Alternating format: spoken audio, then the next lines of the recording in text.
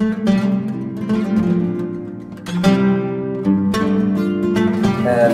the idea, just to start with, I would just like to invite Michel Agier to start the seminar, maybe presenting some ideas of this new project on Global-Scapes, and then maybe Tom will follow up on that, and we see, let's say later, of course, it's open for intervening, but I would also suggest why not also in the beginning, if there is any like urgent kind of questions that also we like to make.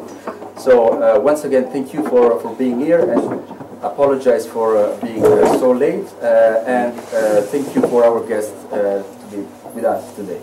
So thank you.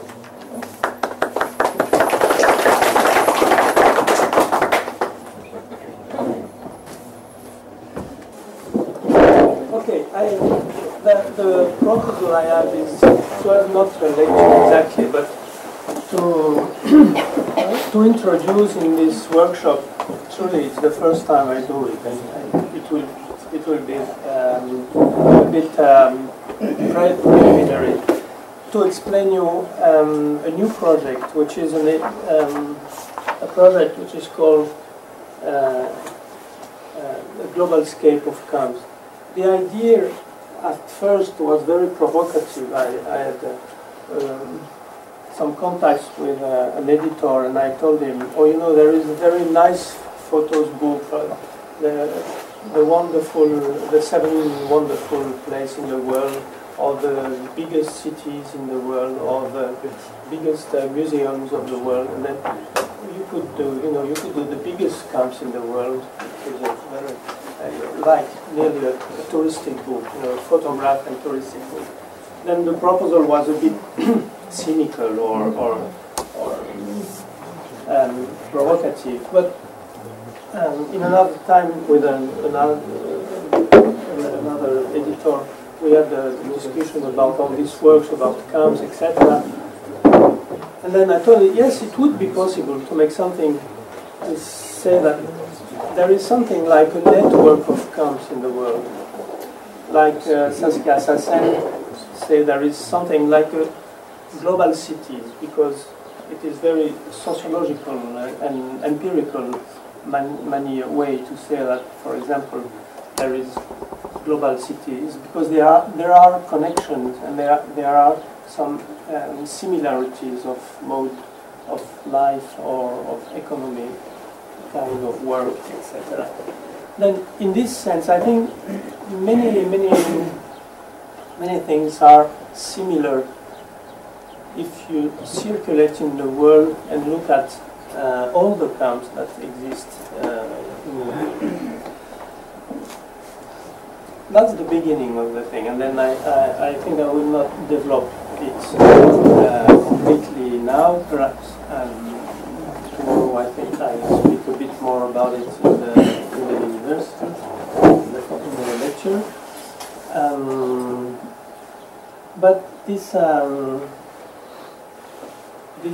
project, this idea came from the fact that after the main investigation I made in Africa, I arrived to the conclusion that it would be not so difficult to typify, even if I don't like exactly, or to see what are the kind of encampment that we have in the world.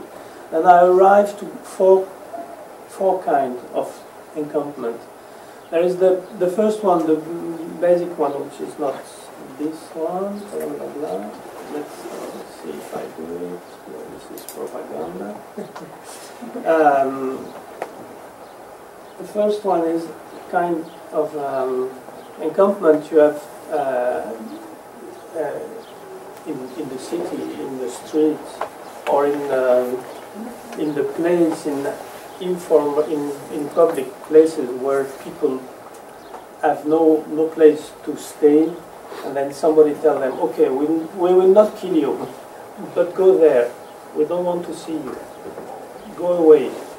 And then they go in some place. This is in Paris, near where I live, 200 meters from my place. And then on this little book, I finish with this, and I say, oh, my tour of the camps finished in my house, because I live 200 meters beside the Pont Jaurès, which is place in the 10th arrondissement of Paris, and under the bridge there is a canal called Canal Saint-Martin, and all along of this canal there are tents. These tents are tents from a humanitarian organization, that is Médecins du Monde, who gave these tents to the people who were in the street. And it got some organization, even if we think that it's not so organized. It seems very disordered. But there is some organization, some people from one place. Here is the place for Afghan people from the Pashtun region. In another place of the same canal, there are other people from other region of Afghanistan, etc., etc.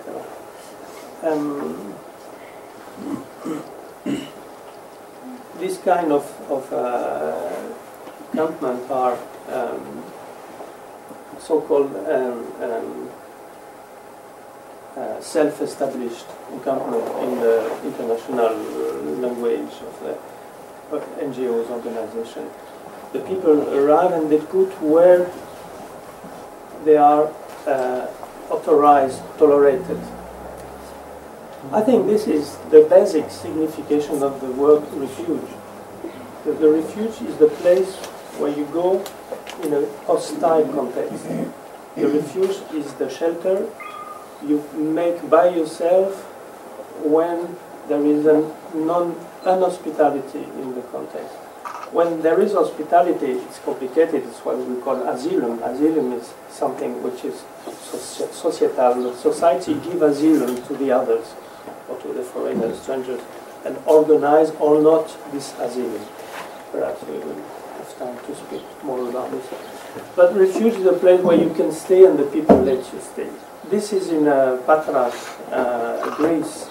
And these tents are tents for African people from Sudan. But just beside there is a encampment of Afghan migrants. It's also in Patras.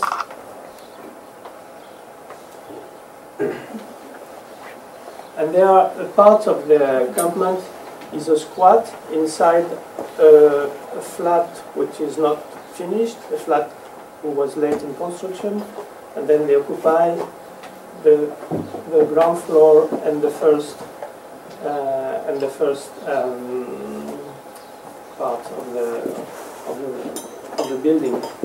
And beside the building there is an encampment which became something quite huge. I come back after to this figure. So I look for the name. That's it.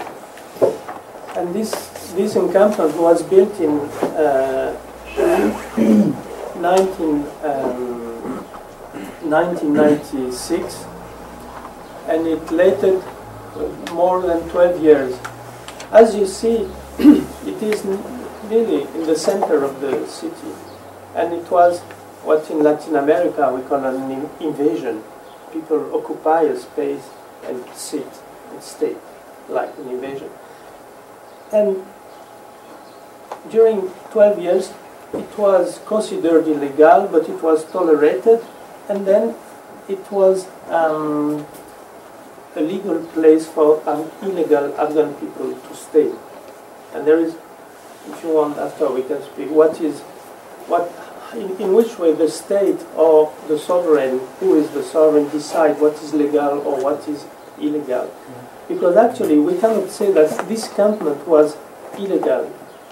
It was the result of a negotiation, a very hard negotiation between the people of the encampment, some association of Greek people, students, politicized, who wanted to defend the right of the foreigners, and the council of the city. And the negotiation gave this situation, a situation which was like waiting for a solution, but not treating bad the people who are. What we don't see here, I think we don't see. the middle of this informal encampment or self-settled encampment, there is a very big Médecins Sans Frontières tent. Then when I saw it, I said, "Oh, this is a refugee camp with the humanitarian in the middle and the people with long queue to have medical help, assistance, etc."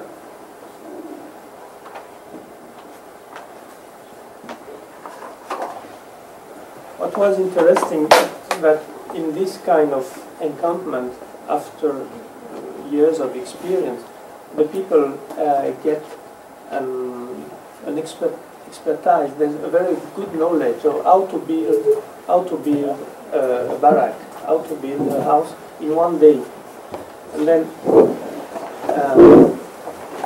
they take the material, they steal it because we are near the port, and then they can steal some material in the port, and they have some problem with some people on the neighbor who say, "Oh, they have stolen my wood, my plastic sheets, and etc., etc." And with this, they build very quickly in one day this kind of housing, let's say.